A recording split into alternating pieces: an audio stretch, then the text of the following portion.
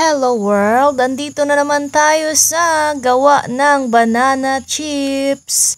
Hilaw na saging ang ginamit natin. Merong konting hinog lang. Tapos, balatan natin yan. Tapos, hiwa-hiwain natin ng maninipis para masarap siya. Maliliit na hiwa lang yung ginawa ko, guys.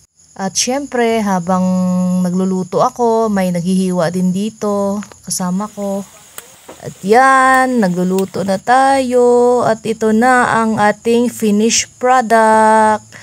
So yummy yan guys, kaya lang kinulang ako ng mantika kaya yung iba hindi masyadong crispy. Kinuha ko na agad para maluto ko lahat kasi nasobrahan yata kami ng pagluto. Ayan sobrang dami niya kaya na-short ako sa mantika niyan. Pero in fairness, ang sarap-sarap niya. Ayan guys, kain tayo!